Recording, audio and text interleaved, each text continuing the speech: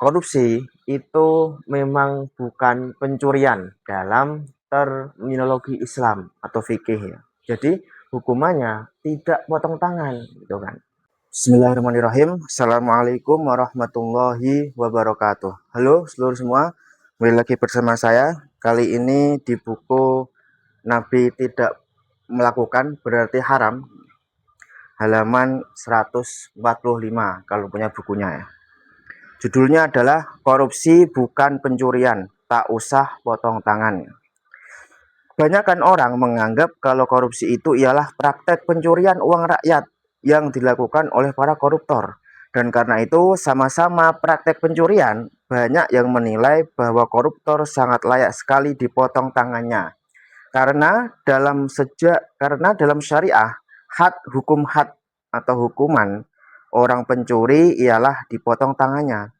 Tentu ini dengan catatan, kalau memang negara Indonesia tercinta ini mengakui dan memakai hukum jinayat syariah Islam, yang memang memberlakukan had untuk beberapa jenis pelanggaran, termasuk had rajam, ditimpuk dengan batu sampai mati, bagi pezina yang telah menikah. Tetapi sayangnya negara dengan mayoritas muslim terbesar di dunia ini enggan melirik hukum syariah. Padahal di dalamnya terdapat keadilan dan kedamaian yang selama ini justru paling sering digembar-gemborkan oleh mereka-mereka yang mengaku aktivis hak asasi manusia. Mereka aktivis yang membela HAM, tetapi sejatinya menginjak-injak HAM itu sendiri.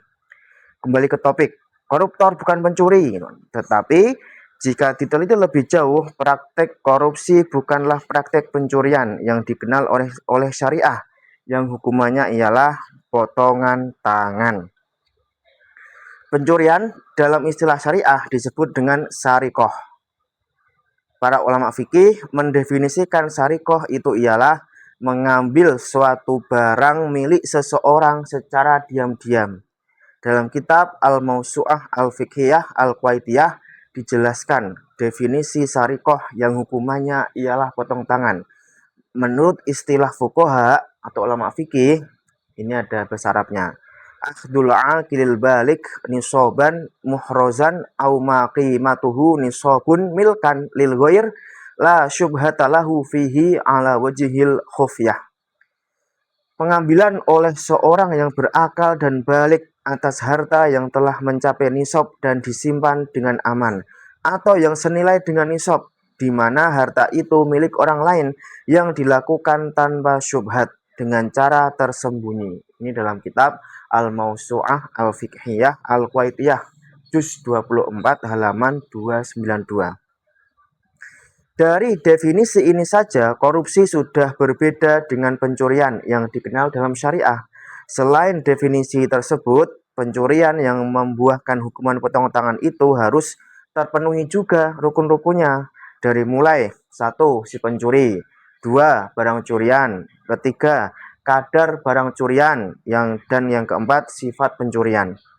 Praktek pencurian ialah praktek yang dilakukan terhadap barang atau uang yang tersimpan rapi dalam tempat yang semestinya, kemudian dicuri, dan pencuriannya pun dilakukan secara diam-diam. Sedangkan praktek korupsi memang ia juga bagian dari pencurian, tapi pencuriannya dilakukan tidak dengan diam-diam.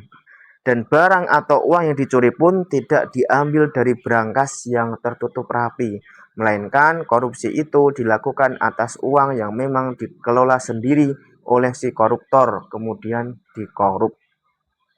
Jadi korupsi dan pencurian jelaslah berbeda. Karena memang berbeda, maka hukuman untuk pencurian tidak bisa diberlakukan atas praktek korupsi.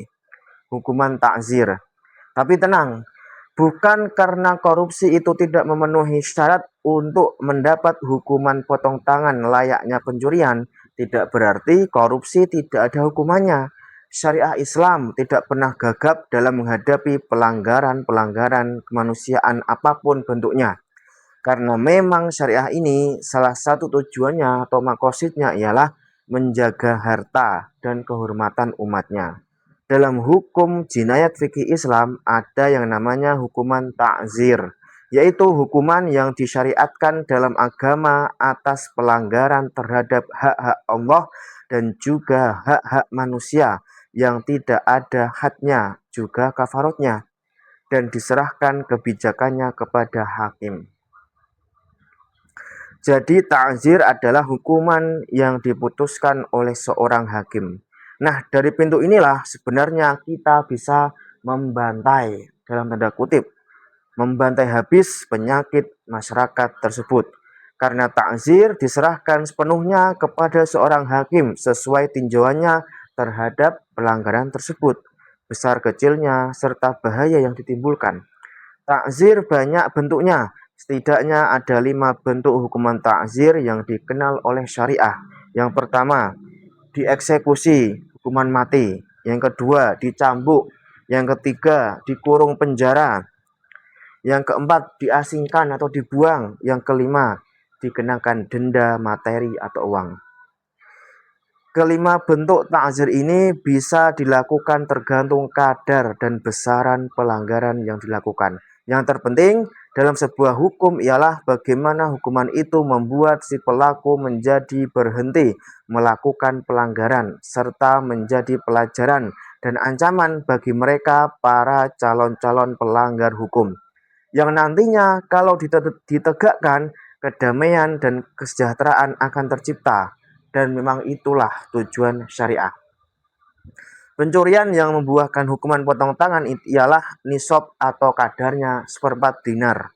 Ulama berbeda pendapat soal nisab pencurian ini. Nah, korupsi itu besarannya macam-macam, dari yang puluhan juta sampai ratusan juta, bahkan miliar dan juga triliunan.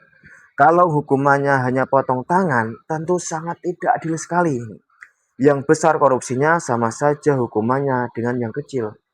Tapi dengan memakai hukum ta'zir, yang korupsi kecil akan mendapat hukuman sesuai pelanggaran yang dilakukan. Begitu juga dengan yang besar akan mendapat hukuman yang pastinya lebih besar. Bahkan kalau di Indonesia, praktek korupsi ini sudah layak mendapat hukuman ta'zir eksekusi atau hukuman mati. Dan inilah pembunuhan yang terpuji, karena pembunuhan yang akan mencegah pembunuhan setelahnya. Karena korupsi bukanlah pencurian biasa, lebih dari itu. Korupsi ialah pembunuhan.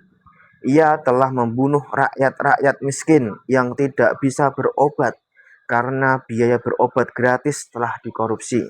Ia telah membunuh masa depan anak-anak jalanan karena biaya sekolah gratis pun sudah dikorup.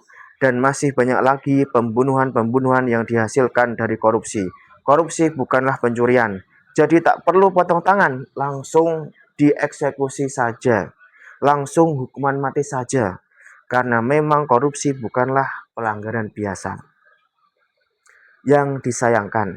Tapi yang sangat disayangkan, negara Indonesia tercinta ini sama sekali tidak melirik fikih jinayat Islam untuk mengatasi pelanggaran-pelanggaran hukum. Tapi justru terus saja mengekor kepada hukum yang tidak jelas sumbernya, dan parahnya peraturan tersebut tidak memberikan kemaslahatan kepada warganya. Tapi setidaknya pembaca tahu bagaimana syariah Islam ini benar-benar mengurusi segala hal.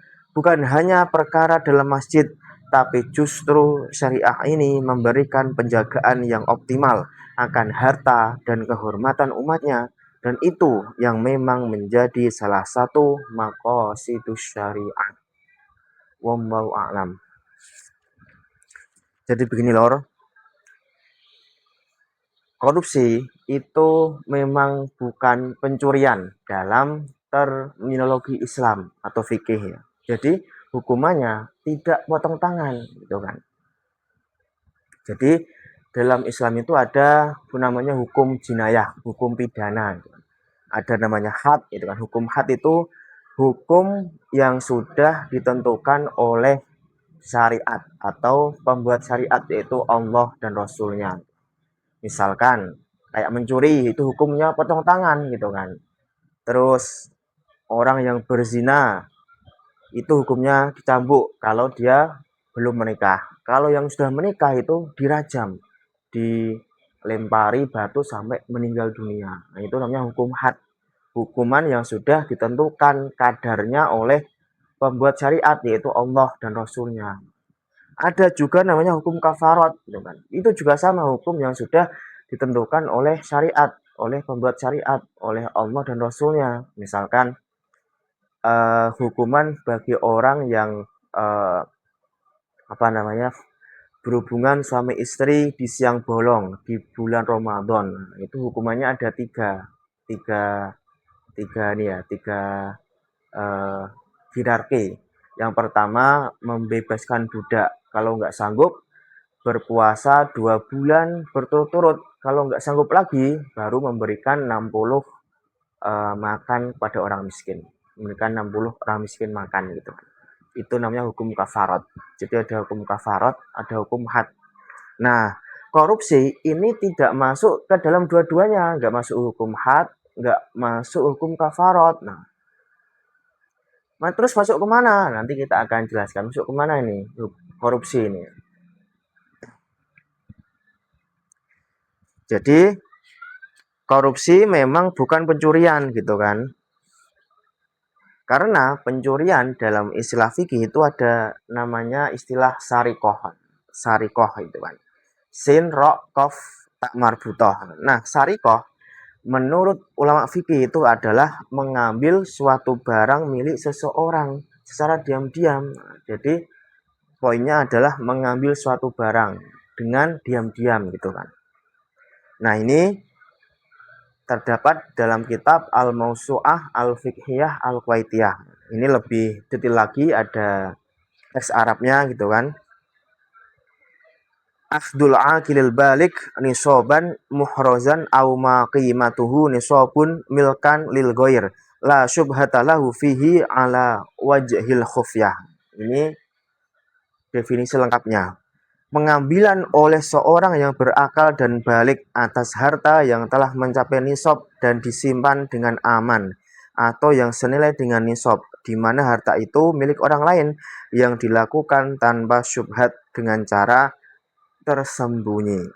Dalam kitab Al-Mausu'ah Al-Fiqhiyah Al-Qaitiyah juz 24 halaman 292.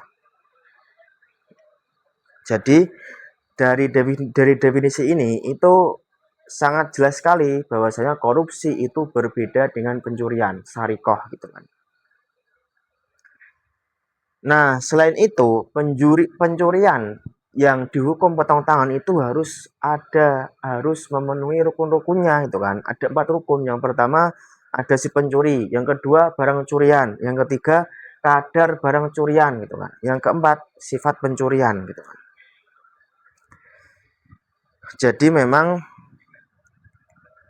praktek pencurian ini itu adalah praktek yang dilakukan terhadap barang atau uang yang tersimpan rapi gitu kan di dalam sebuah tempat tersembunyi, lemari atau berangkas gitu kan, dan dilakukan secara diam-diam gitu kan. Jadi pencurian ini harus berupa barang atau uang kemudian tertata rapi di suatu tempat, lemari atau berangkas itu kan, kemudian dilakukan secara diam-diam.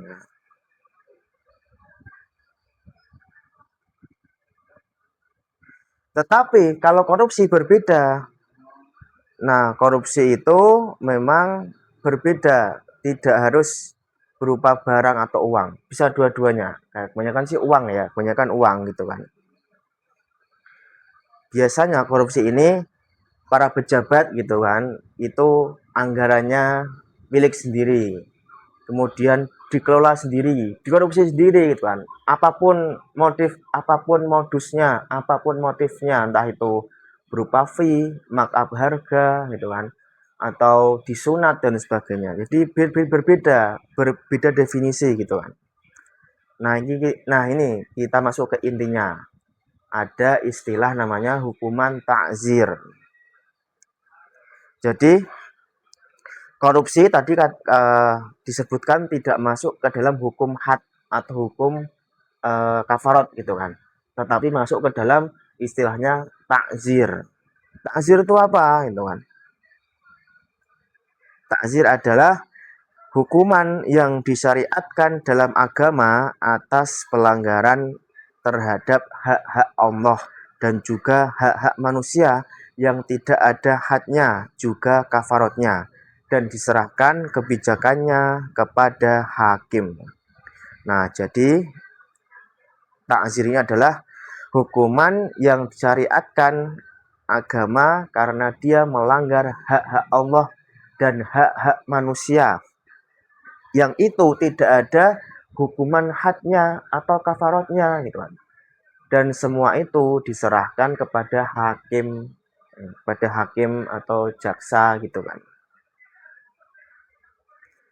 Jadi intinya takzir itu adalah hukuman yang diputuskan oleh hakim, oleh pengadilan. Nah, dari sini gitu kan,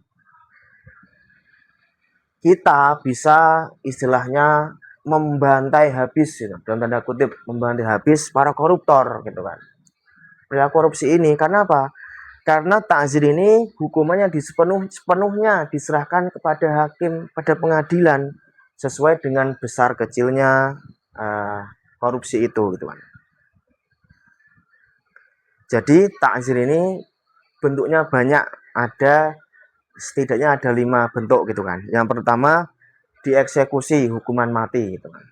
Yang kedua dicambuk, yang ketiga dikurung penjara, yang keempat diasingkan atau dibuang, yang kelima dikenakan denda materi atau uang. Jadi memang takzir ini dilakukan tergantung kadar dan besaran pelanggaran yang dilakukan gitu kan. Nah, kalau pencurian itu kadarnya berbeda. Nah, ini sudah ditentukan oleh syariat, yaitu kadarnya seperempat dinar, meskipun ini masih ada perbedaan pendapat antara para ulama berapa, tapi minimal itu seperempat dinar gitu kan. Nah, kalau korupsi itu bukan seperempat dinar lagi gitu loh, tapi besarannya macam-macam. Ada yang korupsi jutaan, ada yang korupsi misalkan miliaran, bahkan sampai triliunan. Jadi sangat besar sekali. Tergantung dari berapa korupsinya, hukumannya seperti itu. Nah, jadi dengan memakai hukuman takzir ini, yang korupsi kecil pasti akan mendapatkan hukuman yang kecil juga gitu kan. Begitupun yang besar pasti akan mendapatkan hukuman yang besar juga. Nah, menurut penulis, praktek korupsi ini sudah seharusnya mendapatkan hukuman eksekusi mati seperti para bandar narkoba. Karena apa ya? Karena sudah sudah sangat merajalela, meresahkan gitu kan. Bahkan ini disebutkan pembunuhan. Untuk korupsi itu sama dengan pembunuhan. Karena apa? Karena korupsi telah membunuh rakyat miskin yang tidak bisa berobat karena biaya berobat gratis sudah dikorupsi. Karena korupsi sudah membunuh masa depan anak-anak jalanan. Karena biaya sekolah gratis pun sudah dikorup gitu kan. Dan korupsi juga sudah membunuh banyak hal gitu kan.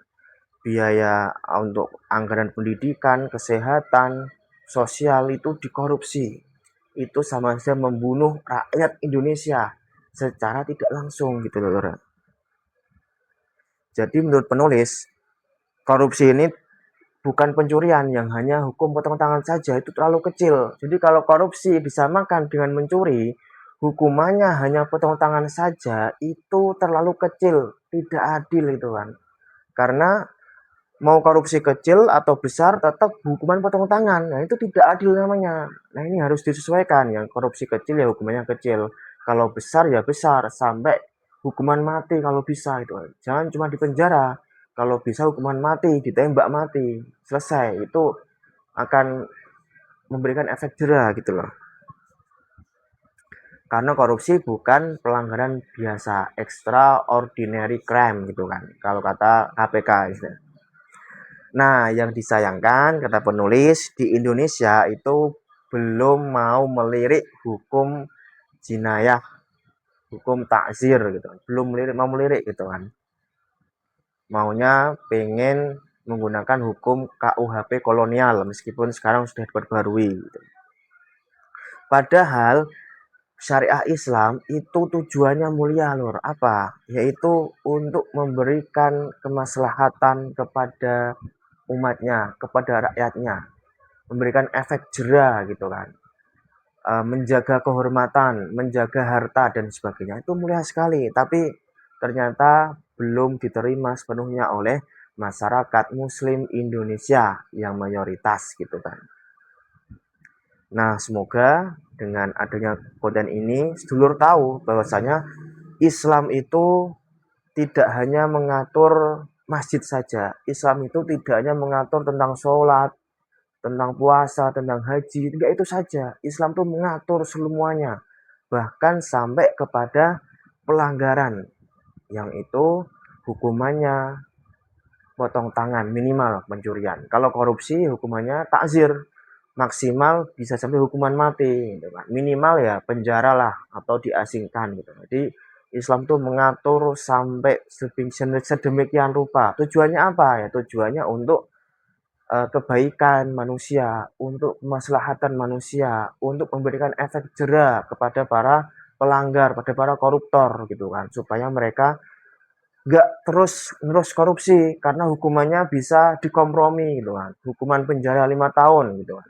Nanti tiap tahun ada pemotongan, tiap tahun ada pemotongan, akhirnya ya cuman setahun, akhirnya itu kan nggak adil gitu loh. Karena sudah saatnya Indonesia harus berani untuk menghukum mati, mengeksekusi mati para koruptor gitu kan. Harus berani gitu kan. Kalau nggak berani ya gini-gini aja terus, korupsi terus gitu kan. Padahal korupsi sudah dari atas sampai bawah sudah menjadi budaya yang mendarah daging. Sudah maklum, manusia sudah maklum, rakyat sudah biasa korupsi gitu. Sudah nggak ada lagi apa ya, rasa malu tuh nggak ada gitu. Saya kira itu lor, silahkan kalau ada pendapat lain, silahkan komen di kolom komentar. Kita diskusi secara sehat apakah korupsi ini layak untuk mendapatkan hukuman eksekusi mati itu kan. Dalam Islam hukuman takzir. Kalau potong tangan tidak adil gitu kan, karena korupsi itu nilainya besar biasanya. Silahkan kalau konten ini bermanfaat, jangan lupa like, subscribe, komen, dan share seluas-luasnya kepada teman-teman kalian supaya tahu gitu kan, kalau korupsi itu ternyata hukumannya bisa sampai hukuman eksekusi mati dalam Islam. Ini tercover dalam istilah hukuman takzir gitu. Terima kasih. Wassalamualaikum warahmatullahi wabarakatuh.